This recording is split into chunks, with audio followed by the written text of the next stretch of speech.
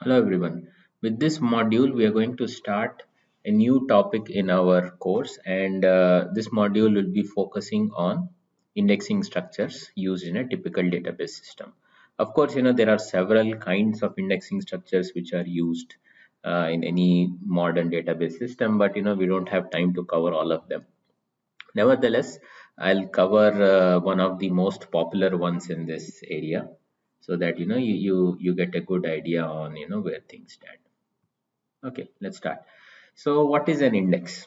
So index is actually another file. So you have one file which contains all the tuples of any table that you wanted to store. Let's say you have a student table, and then there will be a file corresponding to that student table which contains the tuples of that table. And in the previous module we saw how to organize a file, right? We studied extendable hash towards that end, right?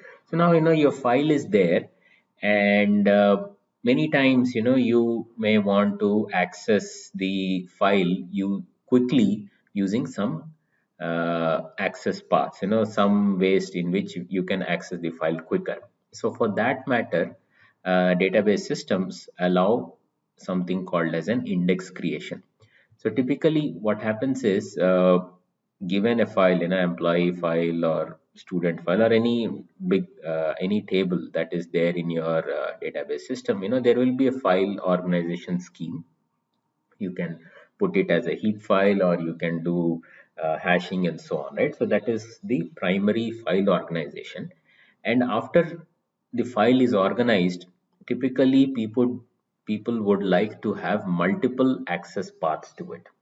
So let's say if your file is organized as an extendable hash on some attribute, department name or some attribute, and then you may create some additional indexes on top of that file on some other attributes, like you can create an index on maybe student id, or you can create an index on maybe student name and so forth, right?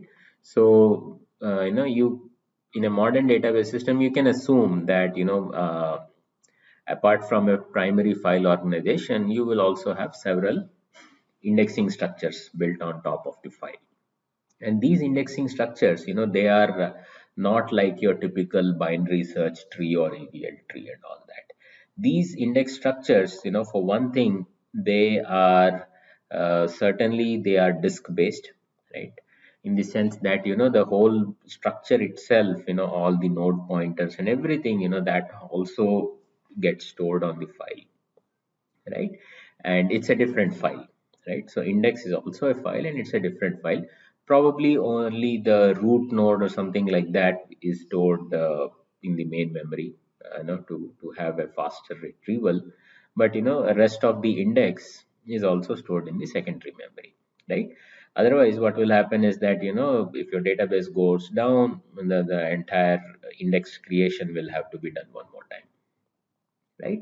And the second thing is that the at least the B plus tree, which I'm going to cover in this video, uh, we we try to make it as an balanced tree, right? Of course, there are normal data structures also which are balanced, but that is something which even B plus tree also guarantees. Okay, so let's start. And so the first couple of slides in this lecture, they are basically giving you a brief idea on what is an index, right? So I think you all must have seen the index in a book, right? So if you pick up any big textbook, after all the chapters are done, at the end there is something called as an index of that book.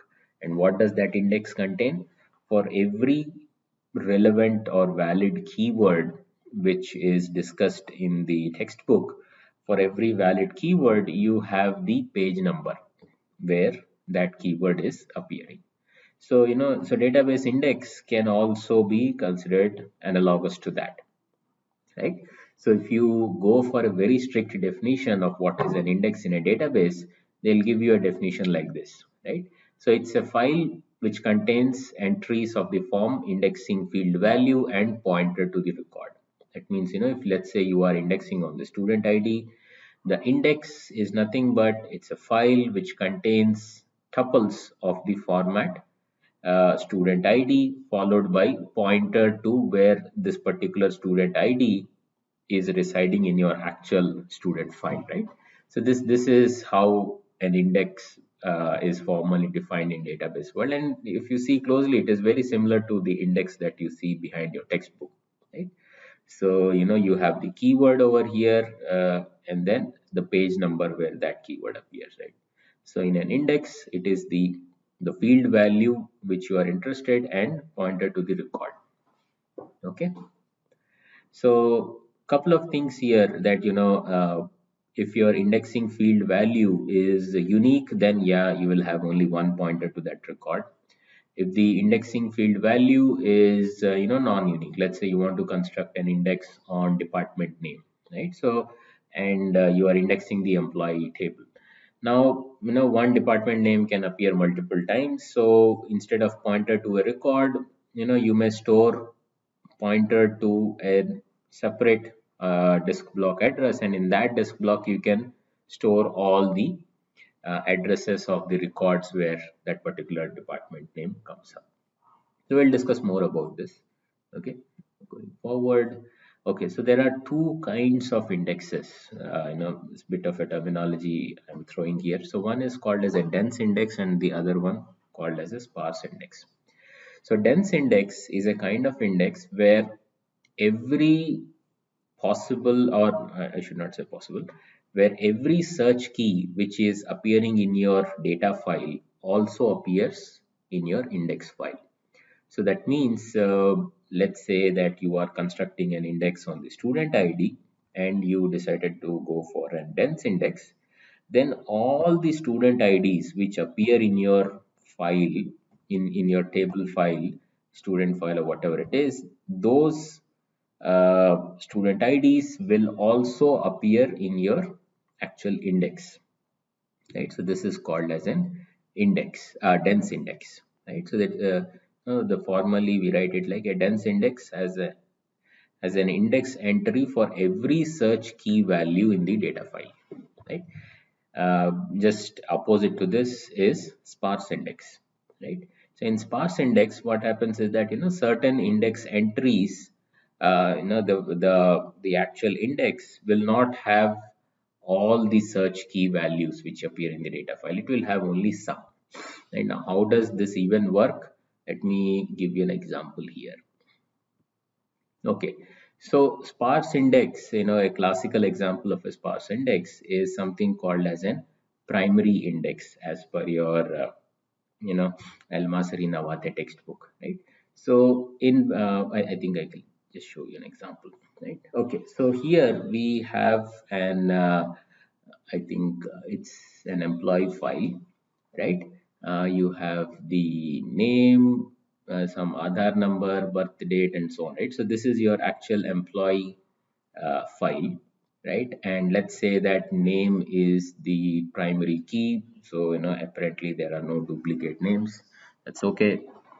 Let's just go with the example. Now, this is your actual file, and it so happens that the file is also sorted, right? So this is it's almost must for us to be able to construct a primary index, otherwise we'll not be able to do it, right? So the file has to be sorted on the field on which you are indexing. So in this case, we were indexing on the name attribute of the employee file, so the file must be sorted on this lexicographically. And then what I'm doing is, over here I have the indexes, right? Okay, so just a small thing. So if you see these blocks, so each block is basically one disk block, and your file is broken across multiple disk blocks, right? Okay, now when you are constructing a primary index on top of this file, so first of all the file has to be sorted. It already is. Now what you do is that in your index, give in your primary index, given that it is an sparse index, I will not store all these keys and record pointers, right? So in a sparse index, what I'll do is that I'll pick one from each block, right? So I picked the first one, Aaron, then Adams and Alexander, right? So and then so in your index file, again, index file is, as I said, it's also a file which is sitting in your secondary memory, and anything which is sitting as a file in your secondary memory should be broken down into blocks, because that's how the hardware works. So index file is also broken down into disk blocks, and in each disk block you store the pointer to the block, only one block, right? Okay, let me rephrase here. So this is an block of your index file, and some block, right? So here we'll store some index entries, right? And now what I'm saying is that each entry over here is just corresponding to the first entry of this block, right? So here I had maybe 3 employee records, but I store entry only for the first one, and over here again I had 3 records, so I store only entry for the first one, right? So I keep doing it until unless this block is full, and then I'd start with the second block and so on, right? So if you notice here, what has happened is that I am not storing an entry in my index for all the possible records which are appearing here. I am storing one entry per block, right? And now, what's the advantage of constructing this primary index, right? So the advantage is that, the searching becomes pretty easy, right? So now let's say you had to search for this guy, right? Angel Joe, right? So let's say you want to search for this guy, right? So what you do, you open up your primary index, and then you follow, these entries to see the first guy who is lexicographically after Angel Joe, right? So when you reach here, Arnold Mack, right? So this guy is lexicographically after Angel Joe. So you have to pick the previous pointer to get this block and then retrieve the data, right? So this is how you can search for records in a primary index. And another thing to note is that an index is always sorted on the field on which you are indexing, right? So these entries, they will always be sorted on the field value. So you can even you can even implement some kind of a binary search. It is very much possible, and in fact that's how we would do it if we have if we have an index like this, right? So this is a very simple example of a sparse index, uh, realized through something called as the primary index. Okay. Now, now the key thing to note here is that this is also sorted, as I said before. So one can consider this itself as another file and construct a primary index on top of it, and then keep on doing it until you are left with just one disk block, right? So this is the example of that. So this was your data file, and then your file was sorted on this attribute. Then you constructed a primary index, right? So as I said, primary index is also a file. It is split across blocks, so there will be some kind of a blocking factor and all that. So as per the blocking factor, you can see that in the index you are storing 4 index entries per block, right? So that means it will pick the first value in the indexing field from the 4 blocks and create one block of this primary of this first level of the primary index. And similarly we are doing it, right? We keep doing it until and unless we are finished with all the blocks in the file, right?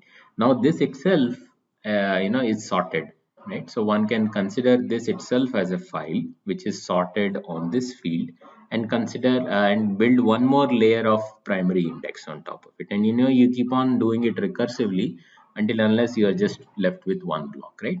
So this is an example of what is called as an multi-level primary index, right?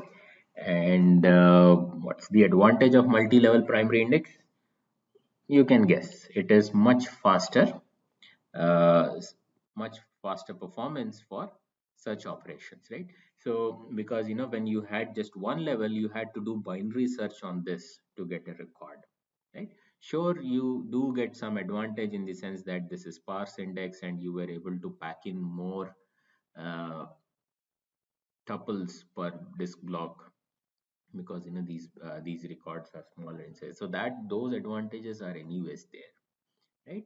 But when you convert it into a multi-level, you can use something like an tree search, right? So very similar to your binary search tree.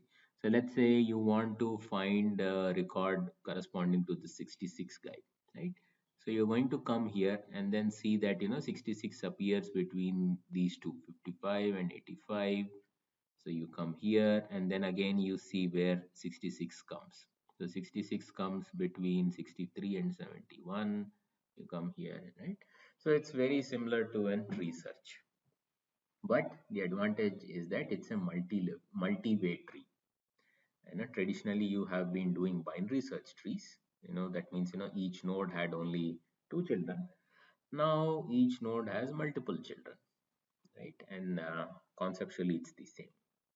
If you want to get a little bit of an expression, then there is something called as the fan out factor. So fan out factor is the index blocking factor.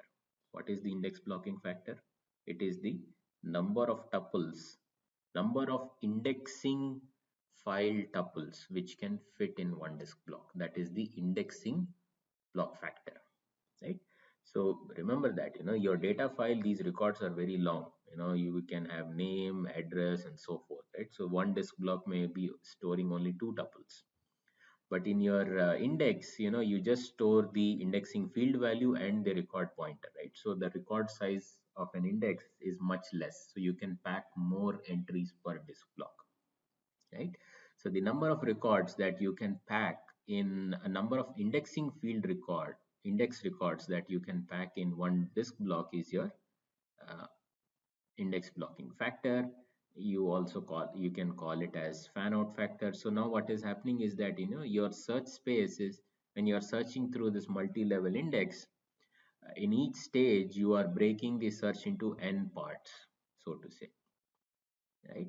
So now if you want an expression, the searching cost will become log to the base of fan out factor and the number of index blocks, right? So you just, if you wanted an expression, if you remember from your algorithms class, when you had a AVL tree or binary search tree, when it is balanced, you could get logarithmic search time, right? So log to the base 2, because you were dividing it by half.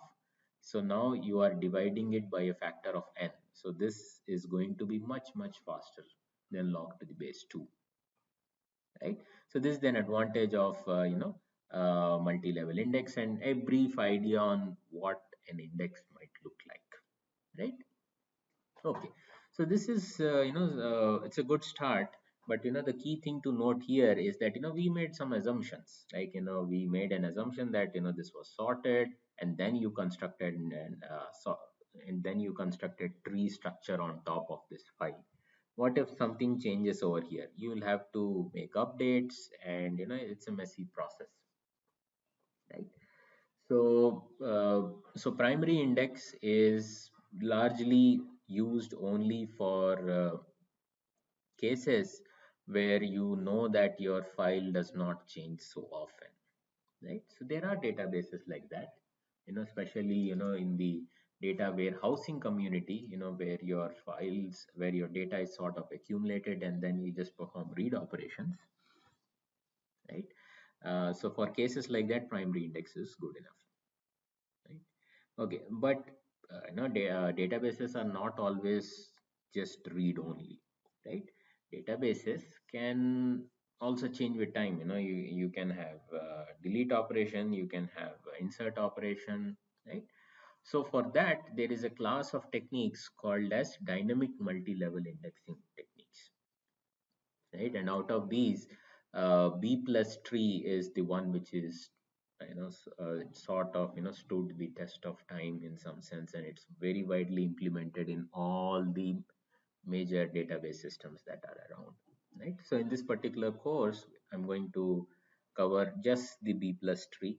Make sure you know understand it well, because this can even be a very uh, straightforward question in your interviews, right? B plus tree is so common and it is used so much that if you say that you have done the UG level course on database, they will expect you to know what is a B plus tree. Okay. Okay, so now I'm going to start covering the B plus tree here. Okay, so B plus tree is an height balanced n-way tree, right? And the nodes of this tree are basically, they are disk blocks. Each node is a disk block, and the disk block again contains, indexing field values and pointers, right? So that is a basic structure of a B plus tree. And then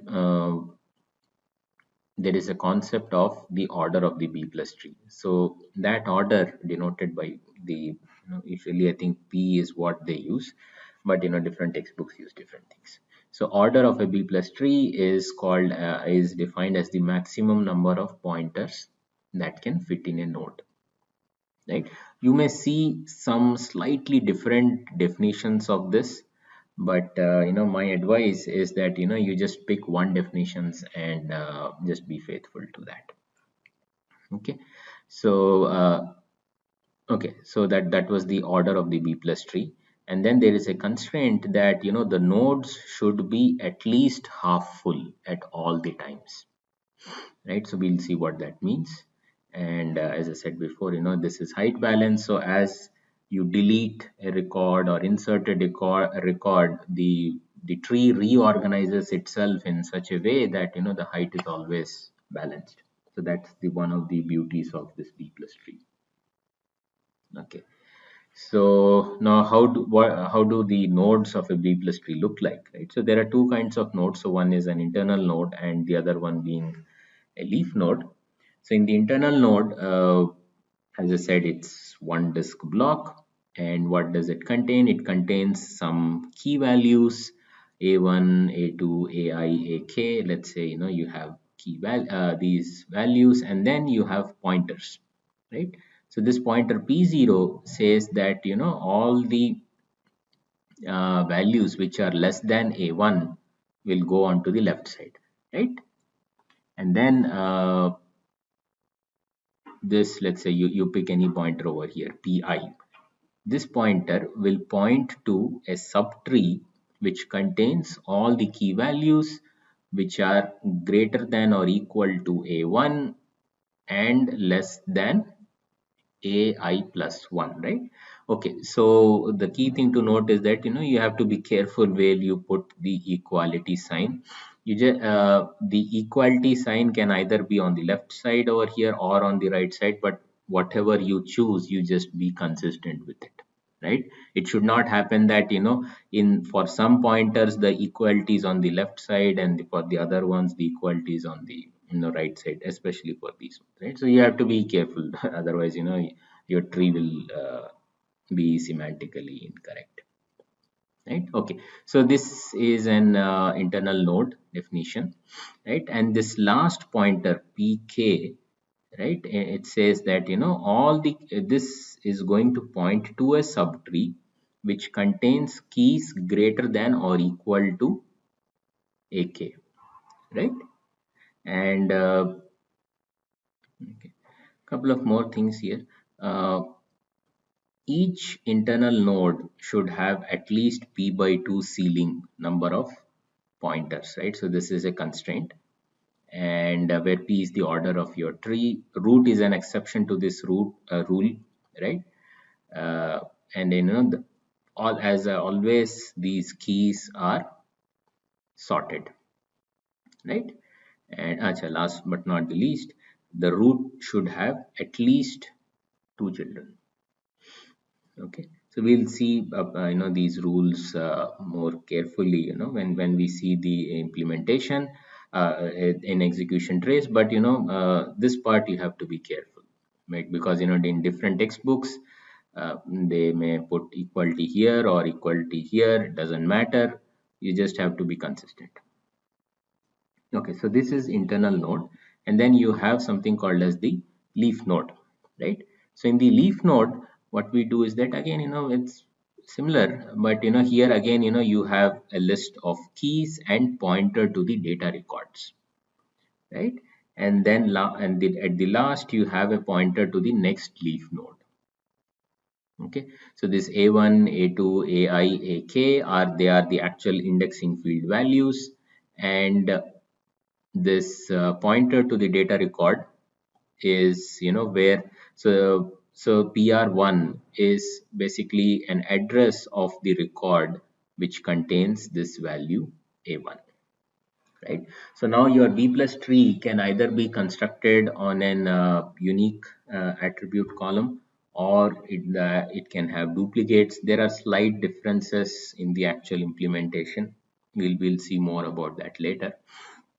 Okay, but for now you can assume that these are actually the uh, so for now you assume that you are constructing an B plus tree on an unique attribute, right? So when you are constructing a B plus tree on a non-unique attribute, then this part changes. I'll cover that later. Okay, yeah, and some properties, all leaf nodes are always at the same level, and they have, all leaf nodes must have at least p minus 1 by 2 ceiling number of values, right? So make sure you remember this, because this will come help you in terms of when you are deleting, let's say that you had a leaf node, and you deleted some values from here, and then it falls short of this, then you have to do some rearrangement and all that, right? Okay, and similar to your internal node, these values are always sorted. And one last thing before I move forward, let's say that you are constructing an index on a file. Let's say you are constructing this a B plus tree on the student ID attribute of the student file, right? Now now B plus tree allows you to construct an dense index, right? So in the that means that your file need not be sorted, right? And your student IDs can be in any order that you want, right? So that is the primary advantage of B plus tree, because you can do fast insert and delete operations, so you need not have the constraint that your file must be sorted. So B plus tree can be used as an secondary index on and when you are using it as a secondary index, uh, that means there is no constraint on the ordering of the file. For primary index, yes, the one which I covered before, your file must be sorted. But for this B plus tree, which is used as a secondary index, you need not have that constraint, right? And then given that your file is not sorted, B plus tree, especially when you are constructing on a unique attribute, it must be dense index, right? When you are constructing on a non-unique attribute, then also you will store all the unique values, but slight differences there, right? So now let's say if you are constructing B plus tree on the student ID attribute of the student file, the file is not sorted, this B plus tree will be an dense index, right?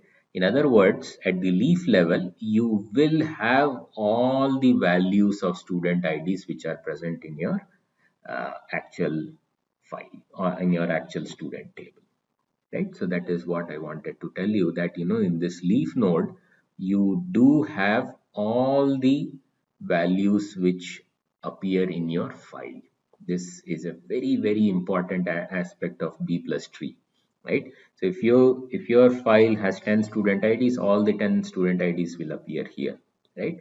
And using this property, The database people, they solve the range queries very efficiently. So if you give a query like retrieve all student IDs between ID 1 and ID 100, right? And let's say you have a B plus tree, then this query can be solved very easily using this B plus tree, right? I'll show you more on that later. Yeah, I think I already covered this. Yeah, so this is just an example. We'll see more examples here. So this is an sample B plus tree. The order of this B plus tree is 4. That means a node can have at max 4 pointers. Okay, the internal node. Even this P also sort of is valid for the leaf node also, because here also you have 4 pointers, so 3 for these keys and then 1 as the next pointer here. Okay, I think let's uh, yeah, I think we can just go for the example here. Okay, so this is a small B plus tree which I made. Let's say, and let's first quickly go for the search. Let's say you want to search for the student ID 29, right? So you come here and then you look through all these keys to figure out where your 29 comes in, right? So this is where I uh, said that so you have to be consistent in your less than or greater than that constraint in your internal node, right? So you come here, uh, you know as per our definition 29 will be sitting here because it is greater than 24 and less than 30, so you have to follow this pointer to this subtree, right? So at this, this was just a leaf node, so you search through it, 29 comes here, right? But if you were searching something like 17, right? So for 17 you have to be a little bit careful because this value is appearing here. So so this particular pointer, whether you use this particular pointer or this particular pointer, you have to be consistent in that scheme, right? So where does the equality go? Does it go to the left side or does it go to the right side, right? So you pick one and then be consistent. So I think in the example which I'm covering here, uh, the equality is on the left part. So you see 13 here, 13 always appears on the left subtree. 17 over here, 17 appears in the left subtree. 24, 24 appears here. 30, 30 appears here, right? And this is greater than 30, right?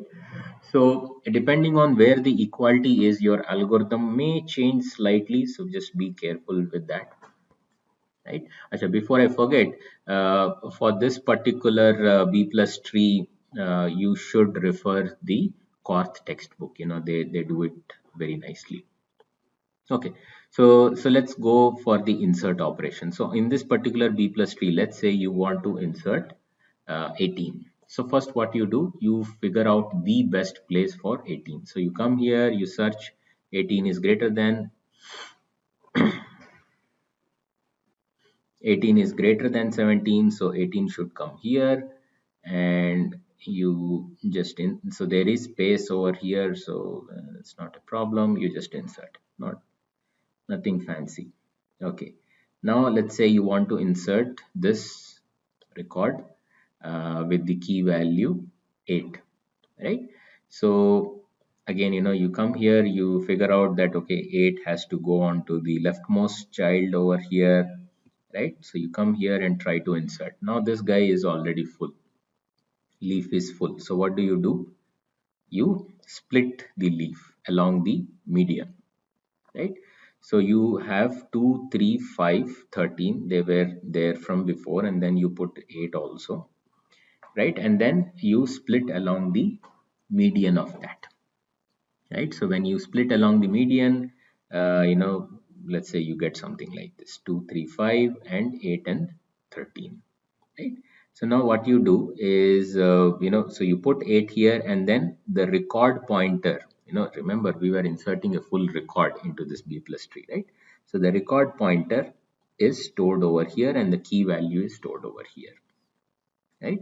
So now, but we still have to fix all these pointers. So what we do is you take the median here and you send it upstairs, right? So send the median value upstairs, right? So this part is there, the median has to be inserted here. Now how do you do that? That is also full, right? So you would split that also, right? So when you put 5 over here, you take 5, 13, 17, 24, and 30, and then this node is again split into two parts because this guy is full, so some go here, and then you send the median of 5, 13, 17, 24, and 30 to upstairs, right? So there is no upstairs, so you essentially create a new root, right? So this is how the insert operation works on B plus tree, right? So you see what happened here. So I inserted 8 over here, and then the split sort of propagated upstairs all the way to the point where you are creating a new B plus tree, new root for this B plus tree. Do practice some sample insert operations on this B plus tree, to get your idea clean, and refer the Korth textbook for the B plus tree, right? There you will get a good idea. But I think one thing that I should warn you when you are reading Korth textbook is that this notation, I am putting equality on the left side, right? So if I'm not mistaken, they put equality on the right side, so the algorithm will change slightly. You have to be very careful on that, right? Okay, so I'll stop this video for now, and in the next video I'm going to cover delete operation.